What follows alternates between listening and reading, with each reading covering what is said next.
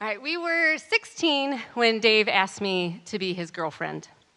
And I said, I find you less than mildly repulsive.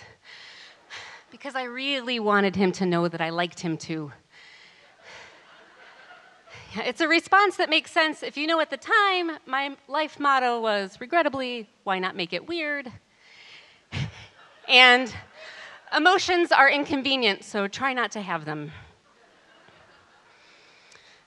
Yeah, Dave and I had our ups and downs, but we basically started dating right then, straight through my senior year of college. And we got engaged under the stars on a Lake Michigan beach. The relationship was sweet and respectful, and despite my best efforts to not feel things, I had developed emotions for him. And we were planning our wedding. And, it was hard in the beginning to get him to pick a date, but eventually he did, and most things were paid for and put into place. And then one night, he came over to my parents' house. It was 2 months before the wedding and a month and a half before we were set to graduate from college, and he called everything off. Yeah, he had this unshakable sense that I didn't belong in his future. So he left my parents' house with the ring he'd given me, and I sat there and began to feel some things. In the next couple days, I did the things you normally do when you experience heartbreak for the first time and have to totally replan your future. I threw my college textbooks into my parents' pool in at least one chair. I fished the textbooks out. It wasn't their fault. They'd done nothing wrong. I did other really normal things like decide I'm not finishing college and I'm moving to Berkeley, California, where I had a friend who would let me live with her for free. I had to get out of Michigan. That's where Dave was. That's where people who would show me sympathy were.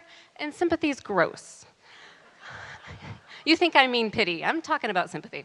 All right, and the mature among you are saying, yeah, I see the grief process there. You've got your anger, your denial, maybe some bargaining. I wasn't thinking about any of that. All right, I was thinking, I'm going to bury these emotions alive until they stop screaming. Sorry, that got a little dark. The point is, just days after he called off the engagement, I landed in Berkeley, California with 2 suitcases and a guitar. I couldn't play the guitar. I don't know why I brought it. It's embarrassing. Pretty quickly there in Berkeley, I got a job at a gym, which was cool because it had perks. I could work out for free, and I could cry in the laundry room because no one went in there. And that's how I preferred to cry, by myself. I didn't want people knowing I was crying. I didn't even want to know I was crying, right? Which is why it really sucked when my super cool California roommate let me know I had been weeping pretty loudly in my sleep. Yeah, I think it really bummed her out. It bummed me out. I was literally leaking emotions beyond my control. And if I'd been honest with myself, I'd also been looking for Dave's face in the streets of Berkeley as I was walking to and from work, right? I've been kind of holding my breath, waiting for him to fly across the country and find me on the streets of Berkeley. I've been listening for his voice to say my name above the noise in the streets, and I'd look over and there he'd be. That wasn't going to happen. I wasn't going to see his face coming through the crowd, right? I had to look for my future someplace else. So I decided to apply for rent-paying jobs, in the event that I couldn't always live someplace for free. I got a job interview many hours away and found myself in the Oakland, California Greyhound bus station on the way to that job interview. And I was sitting there, and this homeless gentleman came up to me, looked at me, and said, "The next couple years are going to be really hard, but God's not going to abandon you." And then he walked away. It's possible he said that to everyone who was crying in the bus station.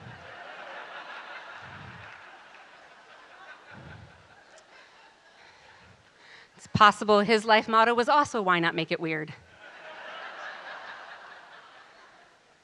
I remember really hoping he wasn't right. I didn't want years of it being hard, right? I didn't want years of sadness. Who does? No one does. Maybe Bon Iver. I got on the bus, and I'm on the way to this thing, and it's going to be this 7-hour trip across the desert, and this kid sits next to me, this 12-year-old-ish kid, and 20 minutes into this bus ride, he says, "Are we there yet?" It's a ridiculously optimistic question, are we there yet? What are you talking about, kid? This is a 7-hour odyssey, all right? But to be fair, I was asking a similar question. Is grief over yet? Can I forget Dave tomorrow? Can I stop crying tomorrow? You know, it's kind of like an indignant Amazon Prime customer. Where's that package? It's been 2 days, right? But that's not how grief works. It's not fast. It takes time. It has to. It's changing you into something else. So the kid and I were asking the same question. Are we there yet? Is it over yet? Am I done yet? And we deserve the same answer. No. You're not anywhere near to being done yet. But we were both for sure on our way.